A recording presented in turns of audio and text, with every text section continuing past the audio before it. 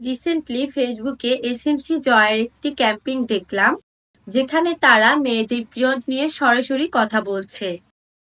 এই ব্যাপারটা আমার কাছে ভীষণই ভালো লেগেছে, কারণ আমাদের সমাজে মেয়েদের পিরিয়ড নিয়ে সরাসরি কথা বলা অনেক বেশি ইম্পর্টেন্ট। ওদের ক্যাম্পেইনটি দেখার পরে আমার মনে হলো আমি আমার প্রথম পিরিয়ডের গল্পটা আপনাদের সাথে শেয়ার করি। আমাদের দেশে এখনো অনেক মেয়ে তাদের প্রথম পিরিয়ডের আগে এই সম্পর্কে কিছুই জানে না। ফলে হঠাৎ করে এই শারীরিক পরিবর্তনে অনেকেই আতঙ্কিত হয়ে পড়ে। অথচ এই প্রাকৃতিক ও স্বাভাবিক প্রক্রিয়া নিয়ে সচেতনতা অনেক বেশি জরুরি। সেই দিক থেকে আমি খুবই ভাগ্যবান ছিলাম, কারণ আমার মা আমাকে পিরিয়ড সম্পর্কে আগেই কিছুটা ধারণা দিয়েছিলেন। সে আমাকে আগেই বুঝিয়ে বলেছিলেন এটি একটি স্বাভাবিক পরিবর্তন, এতে ভয় পাওয়ার কিছুই নেই।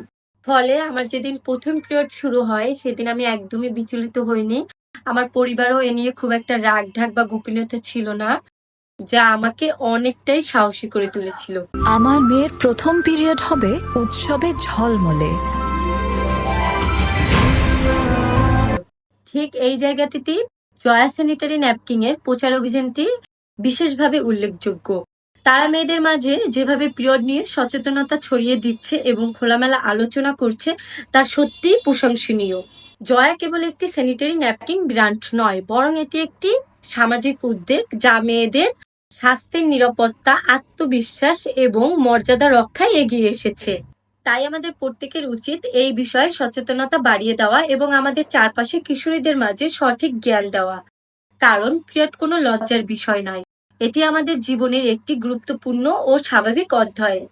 সবশেষে আমি বলতে চাই, ভেঙে যাক নীরবতা, পিরিয়ড নিয়ে হোক কথা। আল্লাহ হাফেজ।